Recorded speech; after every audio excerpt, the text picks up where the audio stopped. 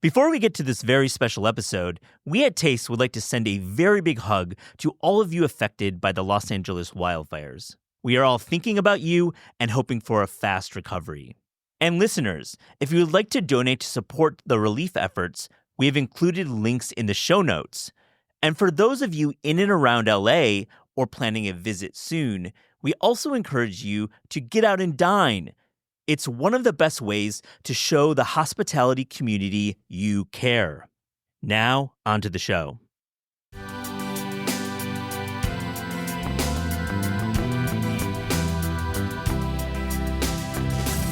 You are beholden to the immigration that decides to open up a restaurant with their culture in mind. And they might be from Oaxaca.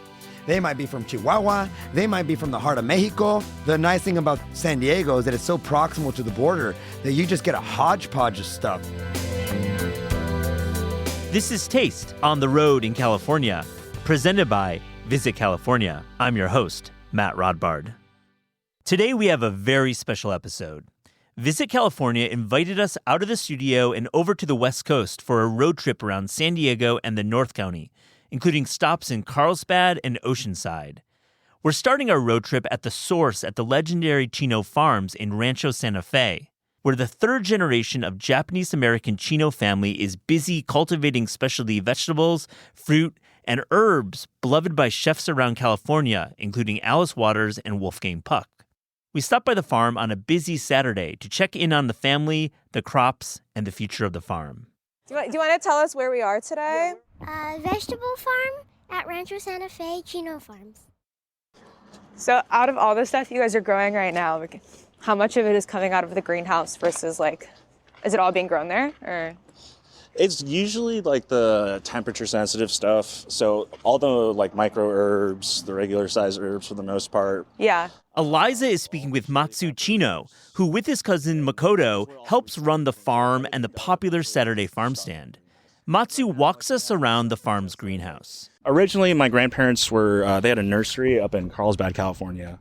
Just flowers, that kind of stuff. And then World War II happened, and the Japanese on the West Coast were interned. And that was actually heavily lobbied by white farmers in the Central Valley who saw, because there's a lot of Japanese people in agriculture.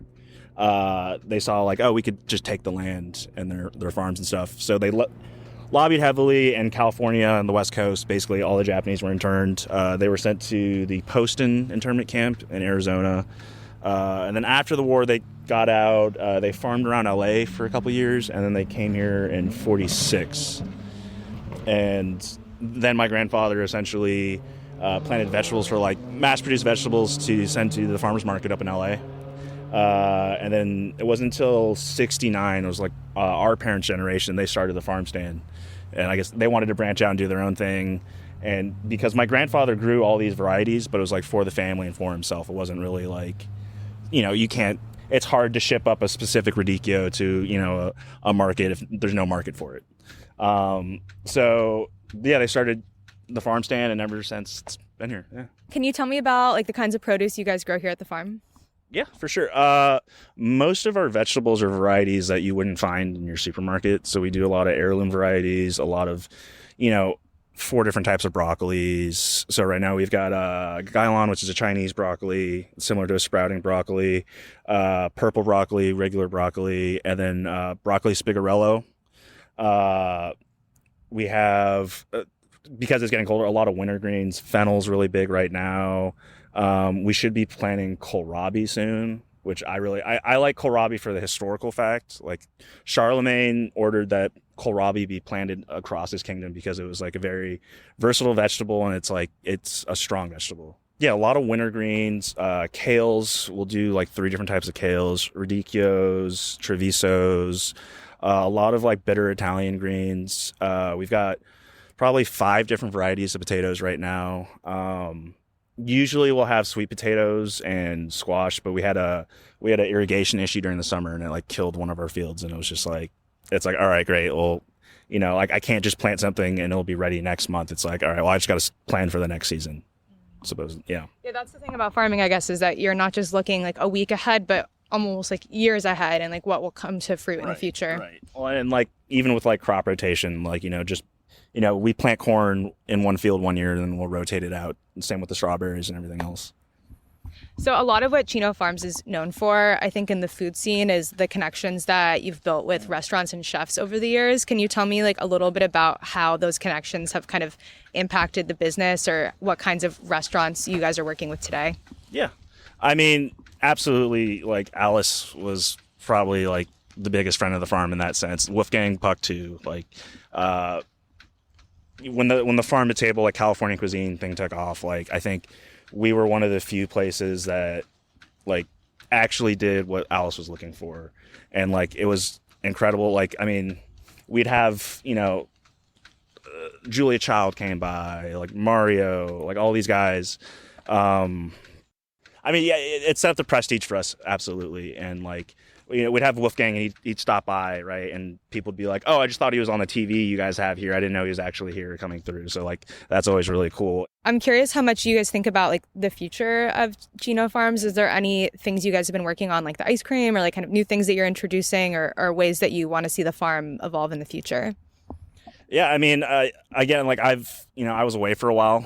So like coming back now, it's like I'm in my cousin's head essentially, where I'm like, how can you not continue what you're known for, but also adapt and improve. I mean, I think there's a very Japanese mindset that like you can never perfect your craft. So you always have to be improving. But yeah, I mean, for example, Makoto's ice cream is like a big thing now too, where people are coming, they hear about the ice cream and they realize, oh, you guys sell vegetables too. It was COVID and not many things were making me happy. This is Makoto Chino, Matsu's cousin, who along with helping run Chino Farm is the guy behind Aisu Creamery, an ice cream company that has earned a cult following with flavors inspired by Chino Farm's produce. No one's upset about ice cream. I think the farm is very like traditional. Like everything's almost like it was 40, 50 years ago, except for like the diversity of crops. But I wanted something more approachable, like, say if like the generation before me was like the immigrant generation and they want to like replicate home here, I wanted to make something that's a little like, I guess watered down, but more approachable to the people, like the next generation, kind of like how you grow up. It kind of implicates like what you're making, I guess. And then now you're selling the ice cream here at the farm. When did you guys start doing that? Like a year, when everyone else was making sourdough, I started selling pints of ice cream. I want to make you like play favorites to close. If you don't mind doing that, I'll ask you some questions. Okay. Your favorite summer produce you guys grow here? Oh man. I mean, watermelon for the flavor and eggplant for the nostalgia. Eggplant for the nostalgia. What's nostalgic about it? So my aunt, she passed away a few years ago, but she was like our matriarch. She did the cooking. Like when you have, 9 kids on the farm, you can't raise 9 kids and work your farm. So she was the eldest daughter. She was like a mother figure to my father, and I kind of saw her as my grandma. But she would make Marcella Hazan's eggplant parmesan, but she'd use some of like our Japanese eggplant varieties or stuff. And like I just knew every summer, like one day a week, I was gonna get eggplant parmesan. That's a nice way to live. Yeah. Your favorite like fall, winter piece of produce on the farm? Ooh, right now, I really like rapini. I like broccoli rabe. Like we do like it's a really nice pasta. It's just sausage, rapini, pasta. And it's delicious. And a little lemon juice to cut the bitterness. But yeah, I'm gonna like the rapini right now. Okay, my final question is like the most iconic crop or produce you guys grow here. Like what you think Chino Farms is most known for? Corn or the strawberries. I mean, it's literally like we've got our sign up there, and it's literally 2 things: corn and strawberries. Open corn, strawberries. So it has one of those. I'm going to pour your beer out of the bright tank, all right? Like I said earlier, this is the nectar of the gods. Ballast Point is an absolute legend in the Southern California craft brewing game. Beginning way back in 1996, the San Diego Brewery has become a destination for fans of their West Coast IPAs, California Kolsch, and more experimental beers brewed for their San Diego tasting room located in the historical Little Italy neighborhood.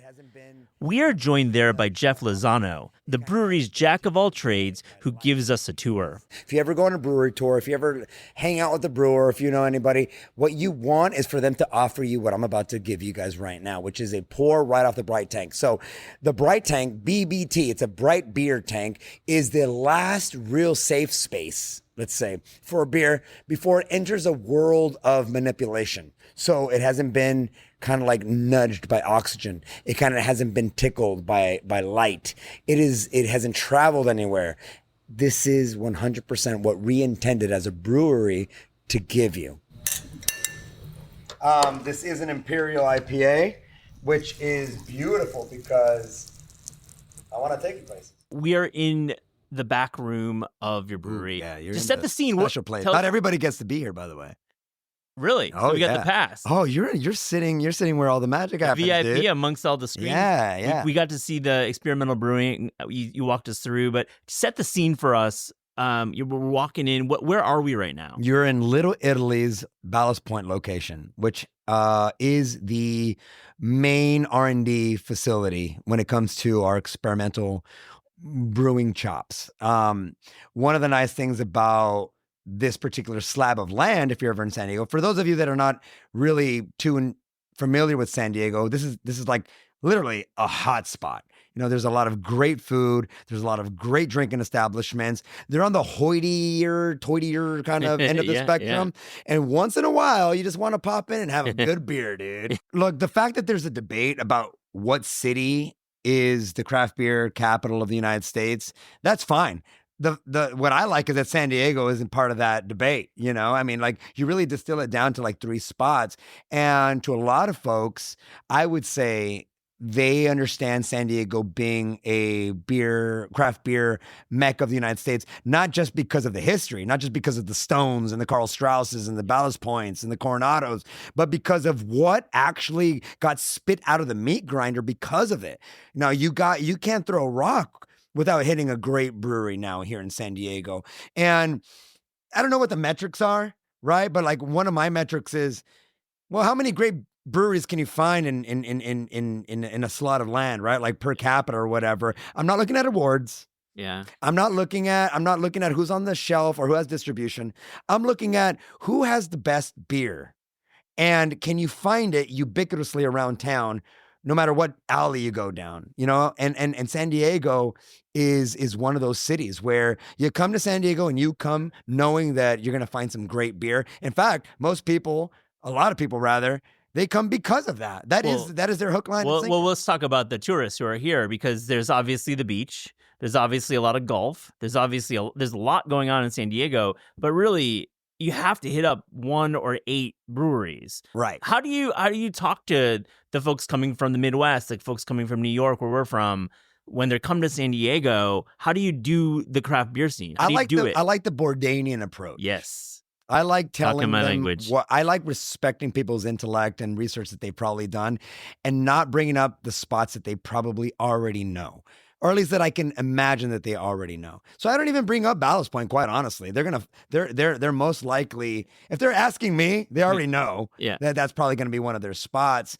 I like the hole in the walls that even granularly, like that I just know that they happen to be in town at the right time to get this particular beer. Oh, cool. You know, it will change where I send people. You know, if I know that, you know, Virgin or Barley and Sword down on El Cajon Boulevard just tapped something really interesting and they just happen to be here, I go, hey, go get it while you can. Yeah. And you're going to love it, because there's almost no spot that's worthy of mentioning that isn't going to give you a worthwhile experience. I love that. Now, Jeff, when you're not here at the brewery or at an event for Ballast Point, you got to be catching beers somewhere. Oh, yeah, too much maybe. Yeah, what's the craft beer bar scene like here? Like, are there a few craft beer bars that you're interested in? Yes, but you almost have to, like, one of the things that San Diego does really well, it highlights little pockets, you know, in the county where you got North Park, you got South Park, you know, you got the coastal area like Mission Beach or PB,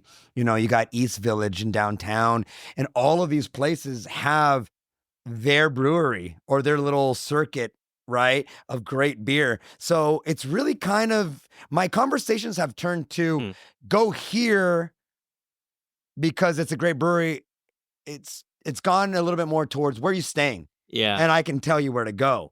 And how far do you want to branch out? Like I would say North Park here in San Diego, you gotta go. Like if what you want to do is drink good craft beer, then you gotta almost without exception, go to North Park. North Park, and that's like a cluster of. It's a cluster of spots. I mean, you got North Park Brewing Company there, right? Yeah. You got Fall Brewing Company, which is one of my favorites, if not my favorite, and I work for Ballast Point. You got a little pocket, a little slab of land called the Igniter Project, which is a really interesting concept, right? You got 3 breweries on one little slab of land that they're all pre-built out breweries, right? And so the idea, hence the Igniter name, is you go in there and you kind of make a name for yourself. Yeah. And it's more of like a launching pad, right? So these are pre-built out stuff. They're literally right next to each other. And one of the nice things about that is if you're visiting, you got like a little beer court. Yeah, it's like a crawl, right? Built in Exactly. right there. You got 3 breweries. I love going to Barley and Sword. Yeah. They're one of the few spots that really hone in on traditional style ales. They have really true cask conditioned beers. Like all these little spots are all in North Park. And not only that, not limited to production facilities, you got great craft beer bars. You got Blind Lady Ale House, they're offering the best craft beer that you can think about, like from all over the world. Yeah, you know what I mean? Yeah. But then there's also other spots, right? La Jolla has some. Yeah. East County has some. You go up to Vista, and they're blowing up right now with the best brews. Shout out Black Plague. Shout out Northern Pine. We're hearing some of the beer being made in the background of this interview, and we're here literally in the middle of this beautiful space. Let's talk about what you're doing here right now in terms of the beers. What can we get excited? Let's get a little beer geeky right now. All right, let's get beer for geeky. a beer geeky audience. All right, now we're talking. We're talking. What are some of the styles that you feel? You mentioned you're bringing back some older recipes. Right. Tell me about that a bit. Yeah, well, look, so Ballast Point has reverence, and Ballast Point can't have all of the best beers on the shelf at all times. So one of the nice things about Little Italy is that we're able to recreate the beers and have them kind of like flood our tasting rooms for a small amount of time.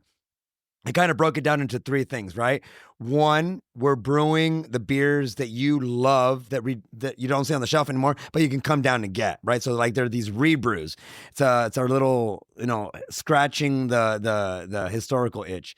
And then we have what I'm really excited about is we have a true R&D facility. So we are researching like hop growers, maltsters, like people that are in the flavor game with extracts and stuff or purees. They come to us to see how their product is going to do before they really start selling it or pitching What's it a to wild others. Flavor combination that you've had come across? Can I tell you something wild that we should never do again? I'm glad hopefully it never happens again. Steaks on a plane.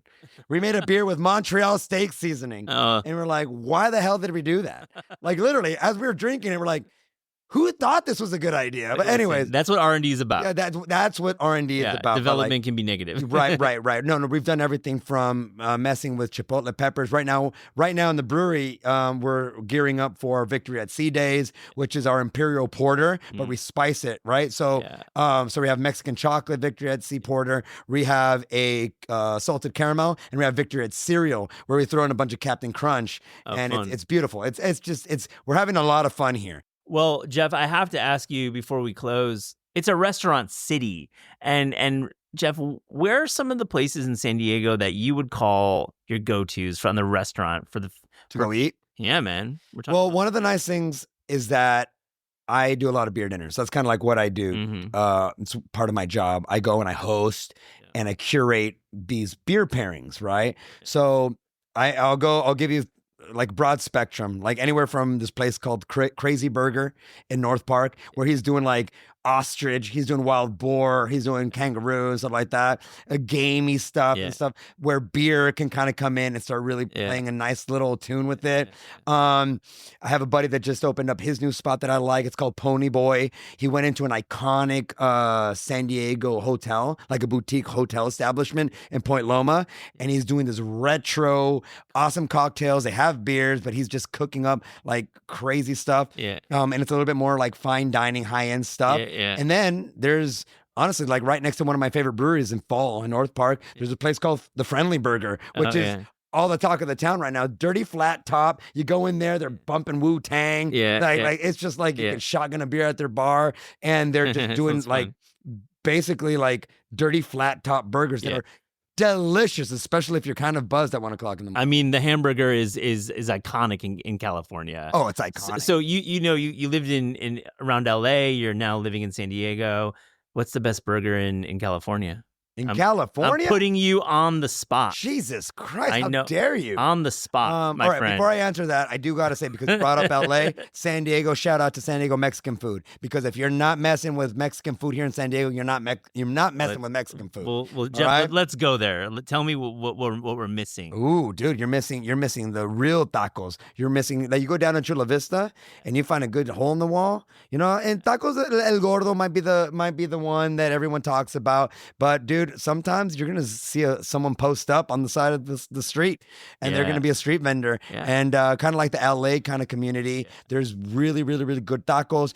California burritos are Filibertos. Yeah. Go find that place and get yourself a nice California burrito. But as far as the burger, San Diego is known for let's say Rocky's Burger in PB. Uh-huh. It's one of the most iconic spots to grab a burger, and they deserve it. You got Hodad's. Yeah. Hodad's, who, by the way, Hodad's brews their own beer now. Look at that. Oh, Iconic dude, burger spot doing their own beers. But if I had to pick right now, just because it's been my kick, Crazy Burger in North Park. Yeah, you led with that. By the way, the guy that owns that spot, his name is Edgar. He was the master grill magician for Rockies for a long time. Oh, so it's an offshoot. He One went of those up. stories. Just how like we prime up a good brewer, and they go out and they do their own thing.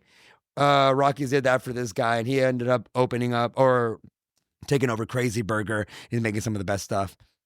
On the Mexican food tip, tell me, in San Diego, is there a dish that you would say, like a Mexican dish that is absolutely iconic to the city? To San Diego? Yeah, man. Dude. So because of our proximity to Tijuana, Yeah. you end up getting. It's very hard to answer that. I know. It's a really hard question. Because sometimes when you go to a big metropolitan city, or you go to some place like in Ohio or something where you are beholden to the immigration that just decides to open up a restaurant with their culture in mind. And they might be from Oaxaca. They might be from Chihuahua. They might be from the heart of Mexico, where carne en su jugo is big. And they might be from wherever. The nice thing about San Diego is that it's so proximal to the border that you just get a hodgepodge of stuff. And it's really hard to pick the one dish that you go like, you know what? That is a San Diego dish, because you can go to El Borrego and you can get a beautiful, pozole or menudo. You can go to this other spot where there's always line, las cuatro milpas. You know what I mean? We were going to go this afternoon. Oh, we bro. skipped out. We were going to go. Oh, bro. If you really want a good spot, Super Cocina. I think it's on University Avenue.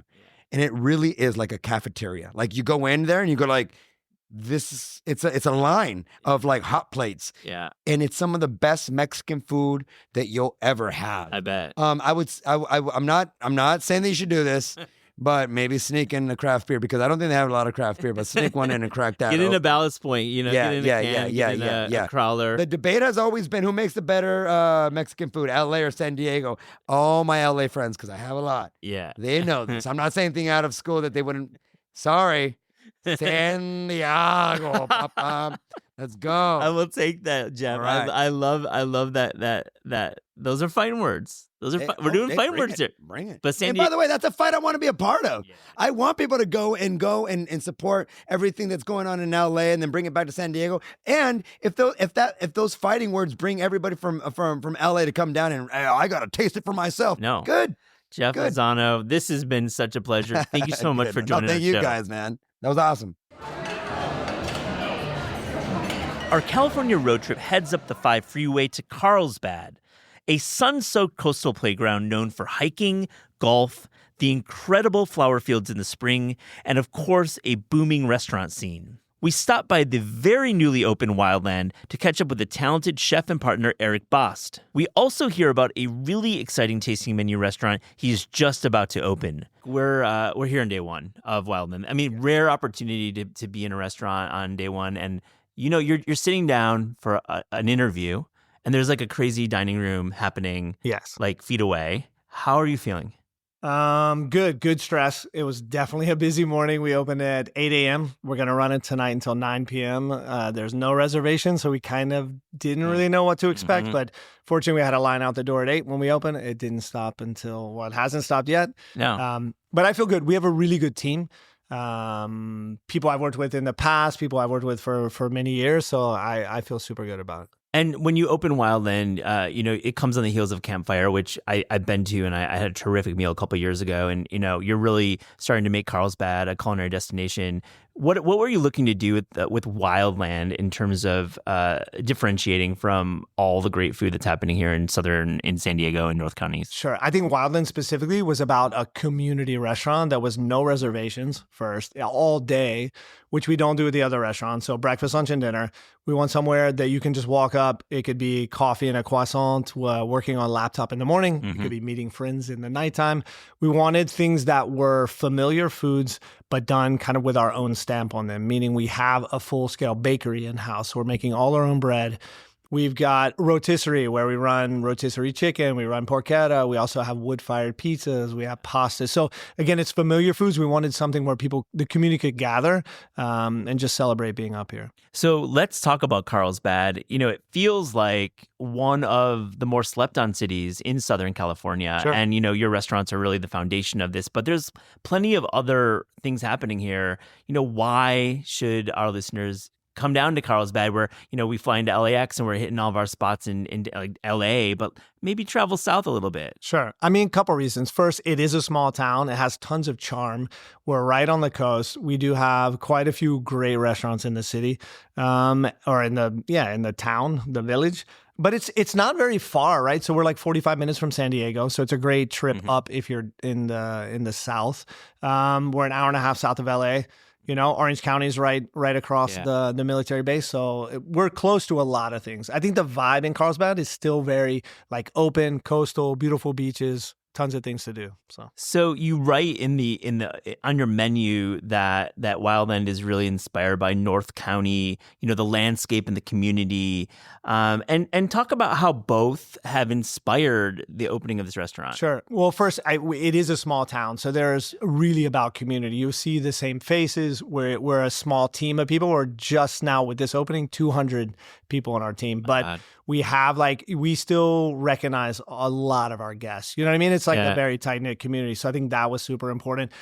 Coastally driven, there's tons of amazing family farms around, probably the highest concentration of family farms in the country. So we have, we're working seasonally, we're working locally, we're making sure that the terroir speaks through the food. So the things, that you will find growing around here are going to be on the menu. Plus we get to work with our friends who have places around. So I feel like it's a bit of all those things. Early in this episode, we spoke with the cousins at Chino Farms, and we got a little tour of what's happening here in December. But let's talk about what kind of produce you're using in the area. Sure. What maybe is surprising to some of our listeners about what these local family farms are offering. Sure. I mean, if we think Southern California right now, is tons of persimmons. So we have Hachia persimmons, we're turning into Hoshigaki. We have fuyus that you'll find on the menu. There's quince that grows.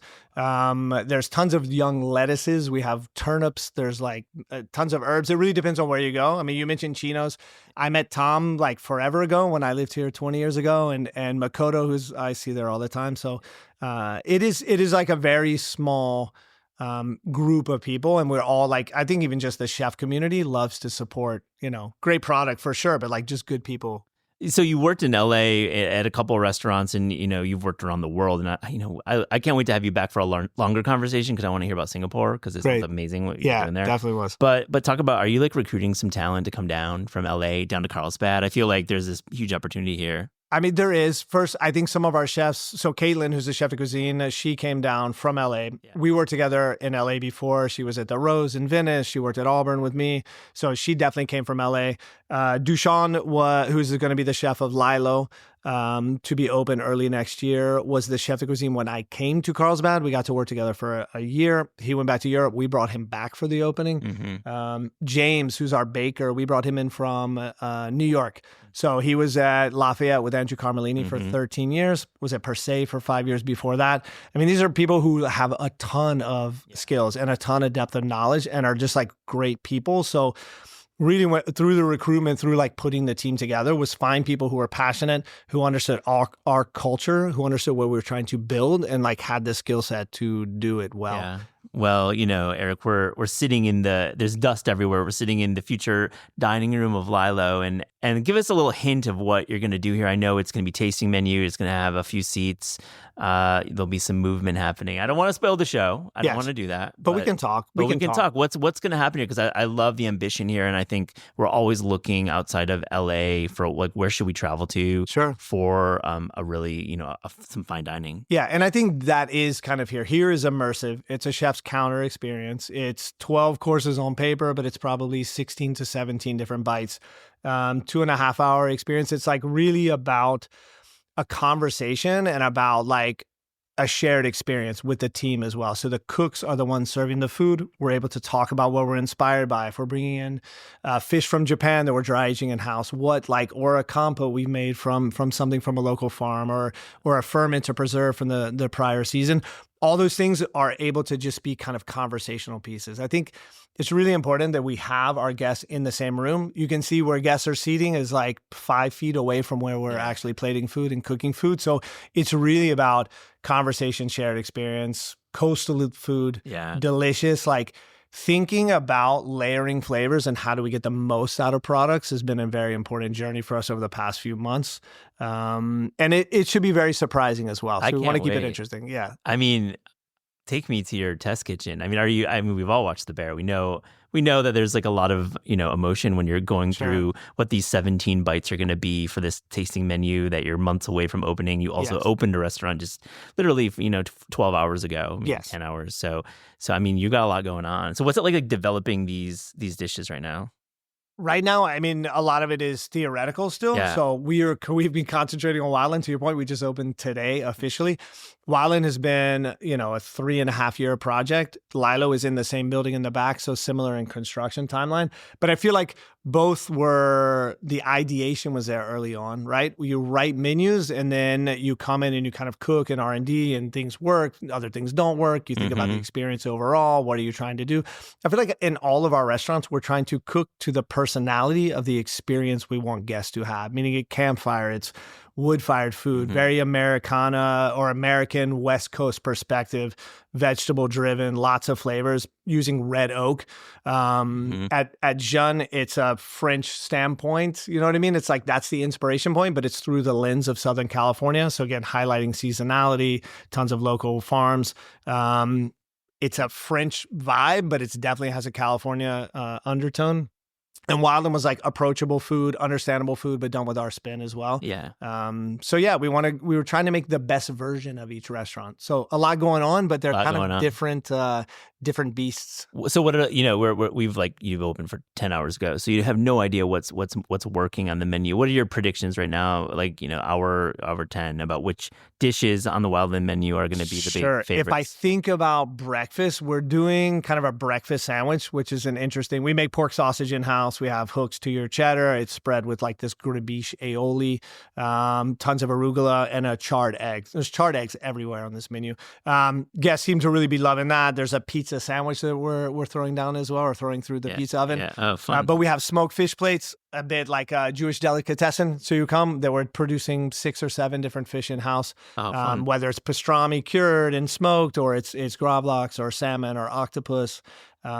So those have been some highlights. Salads, sandwiches, again, approachable stuff. And into tonight, we'll start working and transitioning from sandwiches more into, again, rotisserie chicken, porchetta, still with pizzas, more pastas on the menu. Yeah, I see those. Yeah. That's great. Well, I have to ask you about Carlsbad and the area, about places that you like to go out, Sure. and the community here. Just give us a few restaurants outside of your world, outside of your purview that you want to shout out, that you think our listeners should visit. Cool. Absolutely come to our restaurants for sure. Well, that is outside of very that- much clear from our interview. But they're all very different. Outside of that, I mean, there's a ton of stuff. Mana is doing great things in Leucadia. So like brunches, daytime stuff, non-alcoholic cocktails are really, really good. Tanner's for a burger is right up the road. That is like, he's crushing it, and it's really, really delicious. Other things, I don't know. There's Valentina which has great food. There's Valle in Oceanside. Roberto, he's got some good stuff going on. Matsu as well in Oceanside. So it kind of spans the spectrum. I feel like there's really a lot more voices and a lot more personal food and a lot more things that feel like, okay, this is coming from a specific personality, team. So they are like these little, small, interesting places. Yeah, no, it's quite a community here. It's obvious. Well, thanks for the time. I appreciate it. We're gonna go try some of these dishes. Sounds good. I heard the tiramisu is pretty good. Tiramisu is really good. I've read the early reviews. They're really quite good. strong. Great. You have some fans, so we're gonna hopefully hit that. But pistachio tiramisu with orange blossom mascarpone. Yeah, we're gonna order 2, I think. Let's go. Thanks, buddy. Appreciate it. Appreciate you. So, Eliza, we're closing this episode, which, man, we had some great discoveries. I loved all the people we spoke with. Man, San Diego and North County, wow, terrific stuff. And really, we have a few other places because we weren't just going to these interviews. We were trying some restaurants that maybe didn't make it into the interviews and the segments we produced. Let's go over some. How do you feel about that? Yeah, I mean, I think we did basically a constant stream of eating and drinking through San Diego, which was such a fun thing to get to do. So I think we should definitely run through our highlight reel, so to speak. Yeah, absolutely. So I'm going to kick it off and just talk about Rare Society. Now, Rare Society, there's 4 locations around Southern California. It's actually up the coast. It goes all the way up to the Bay Area. And this is the restaurant from Chef Brad Weiss. And he's been a legend in the San Diego restaurant scene for a while. And I've been wanting to go to Rare Society for since I heard about Brad and his work there. And man, we got to chat with Brad, and let me tell you, this was a really cool experience to hear about this steakhouse concept that was inspired by a trip he took to the Central Coast. He went to a restaurant called the Hitching Post. It's Santa Maria style steak, which is, legendary. You grew up in Southern California, and you could say a little bit about it. But the way it's like a really kind of like rustic way of cooking beef over an open fire. And that's exactly what he's doing at Rare Society. And I would say the format speaks to me. It's really cool. He's doing, of course, like all the major steakhouse cuts. He's at Snake River Farms is his primary farm for all the beef. And he does these boards. There's 2 of them. There's a $140 one and there's a $200 one. So if you have a group of people, you can get like these, you get the ribeye, get the tri-tip, you can get, some marrow. It's really cool. But there was one dish that stuck out, and it was this he calls it bacon, but it was more pork belly, and it's lightly smoked pork belly, very thick. I would call it actually like 1.5 inches thick, probably maybe 1 inch around there, with this really delicious gochujang glaze. It has really a hot honey kind of vibe, and I've had some bacon in my life. I've had some pork belly in my life.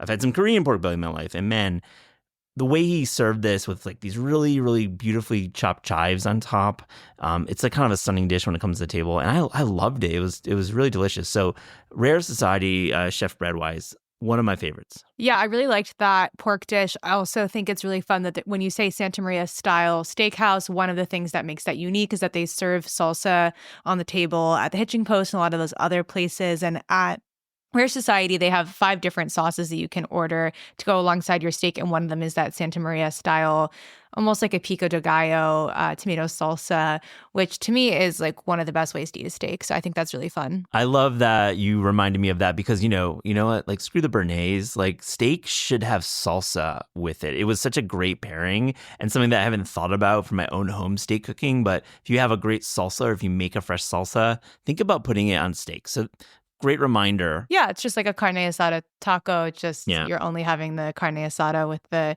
salsa, and they do have béarnaise if you want that as well. Yeah. What's your first highlight? My first highlight is the first thing that we tried when we got to San Diego was we had to get tacos. And before the tacos even came to the table, I had a really great horchata at City Taco, which is a chain like throughout the San Diego area. They have 8 locations, and they're really kind of like a hometown hero taco chain. They were started in 2014 by Gary Torres, and now they have a whole little empire, I guess. Yeah.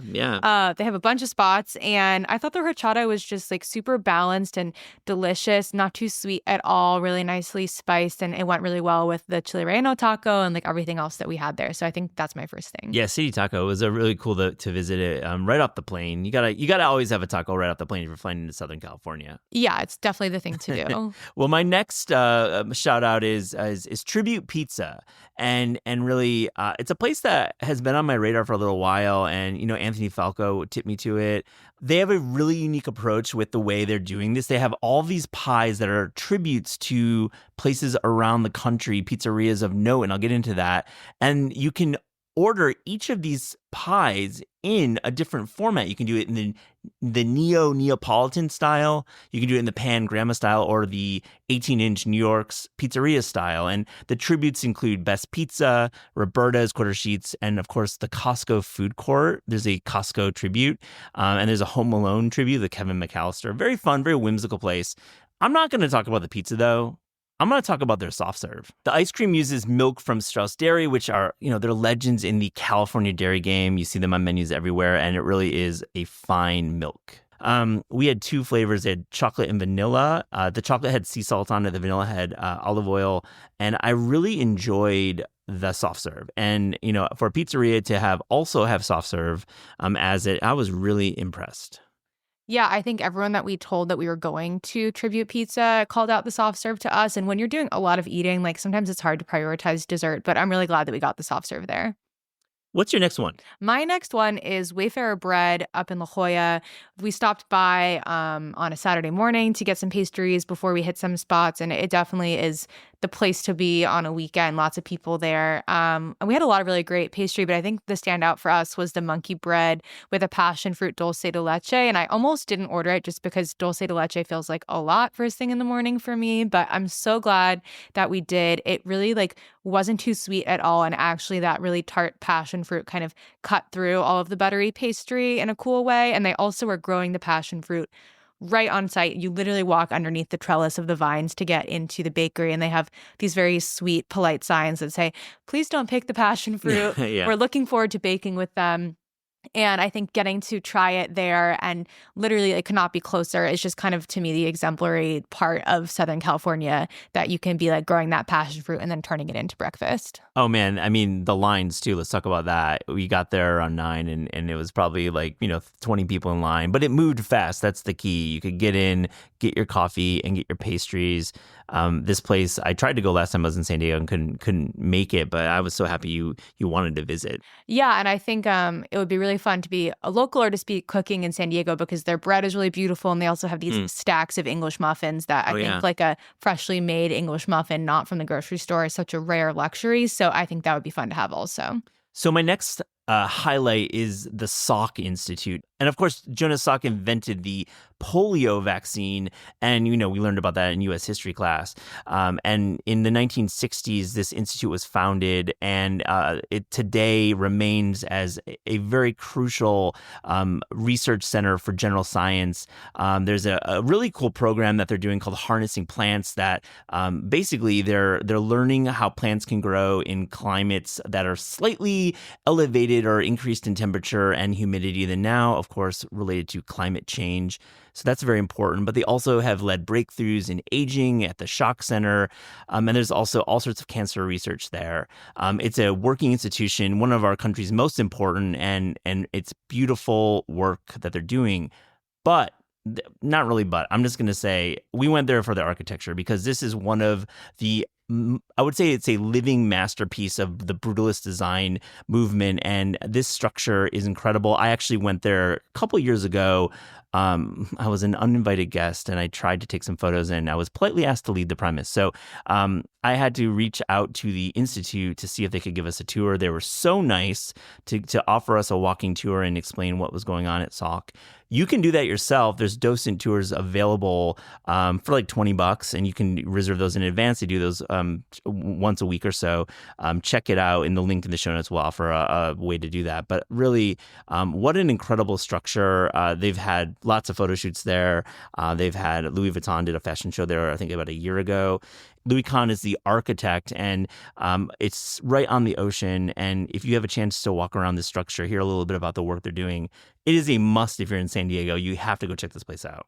Yeah, I had so much fun. I love brutalist architecture and getting to tour it and hear about like not only the architecture and the different facets of it, but also get to peek into some of the laboratories is really cool. And I would definitely go back. Yeah, and what's cool about the concept behind it, it's really was about function over form, and there were many critics of this design style when it was built in the 1960s, but there was a real purpose to it. They wanted an open plan where scientists could walk amongst themselves and not have walls and not have offices, but they allowed very small spaces for deep thinking. And there's the design, you can see there's this amazing teak wood on the exterior and these little studies that some of the scientists use, and it's just like such a functional design touch. But in with over 50 years of time, 60 years, it's really an amazing style of architecture to see.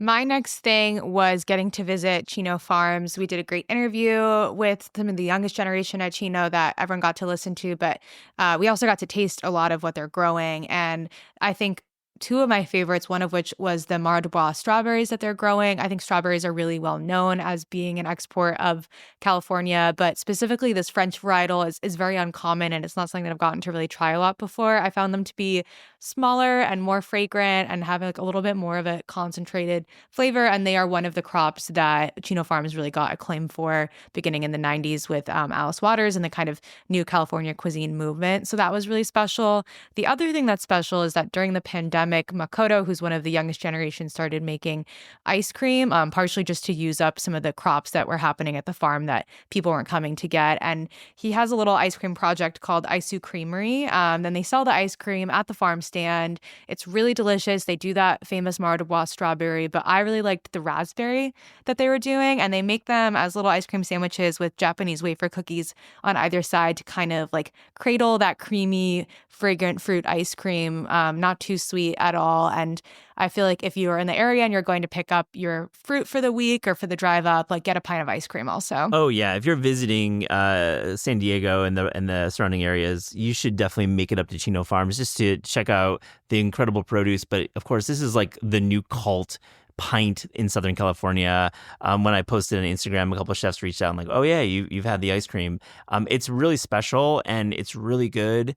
And I just loved that interview you had at the top of the show with the cousins from Chino Farms. It's a really important farm in the food world, and a lot of people look to Chino Farms as being a leader. And yeah, the ice cream's terrific. What's your next thing? My next shout out, we're going to head up north a little bit into the North Counties, and we're going to head to Carlsbad. And you heard my interview with Eric Bost, who's the chef at Wildland. And we were able to, after the interview, have a few dishes on opening night. And of course, opening night is not one I like to visit restaurants. I like to see a restaurant, get its stride. But man, they were really cooking that night. And wow, I was like, you guys did like 1,000 covers in the first night. It's amazing that they were able to keep their head straight. But the pizzas were great. And I think I can't wait to go back and visit and try the menu more. But my highlight from that is this charred maitake mushroom kind of vegetable side with this very thinly sliced braziola. It really accented these beautifully charred maitake, and to call it a vegetable side, I think says a lot about this restaurant because there's so many other ideas happening there. But that really stuck out, and I can't wait to see Wildland get older and older and become find its groove a bit more. It was a terrific first day, but I bet things are really going to be cooking there soon. So I love that one. What's your next one?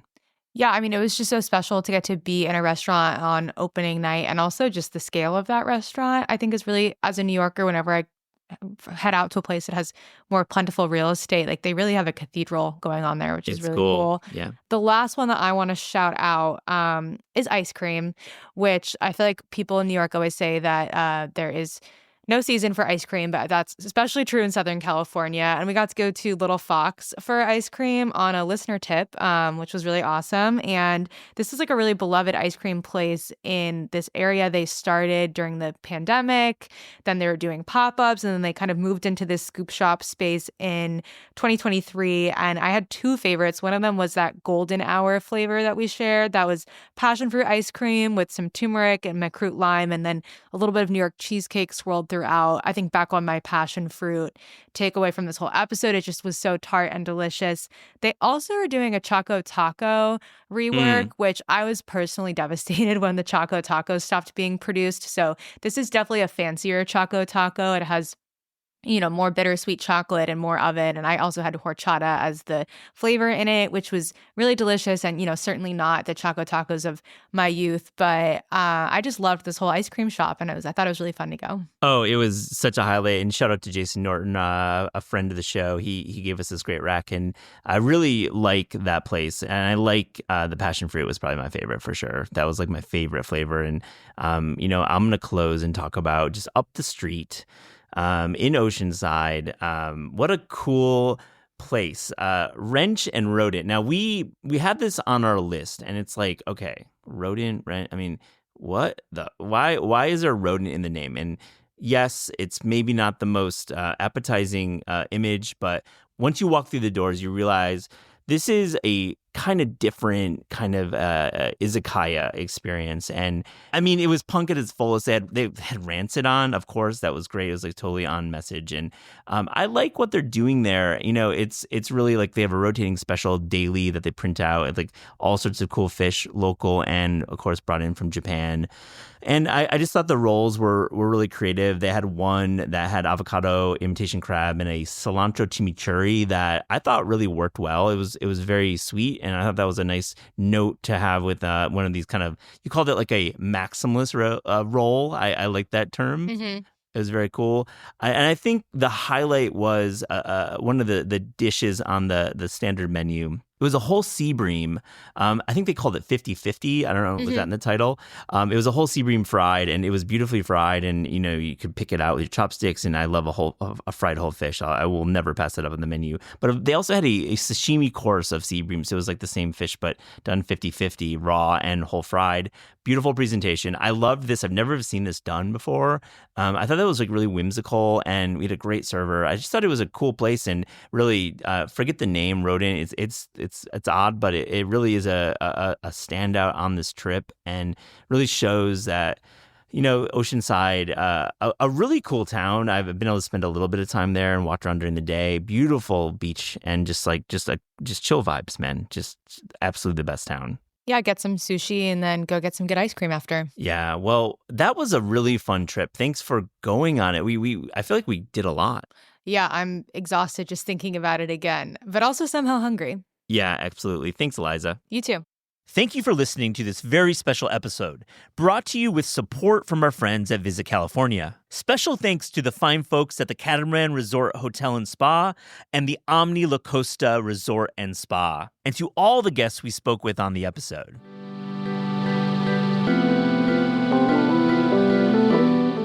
This is Taste is hosted by Eliza Abarbanel and me, Matt Rodbard. The show is produced by Shalia Harris and Pat Stango and edited by Clayton Gumbert. Theme music by Steve Rydell. Visit Taste online at tastecooking.com and make sure to subscribe to our newsletter for updates on all cool things that are happening.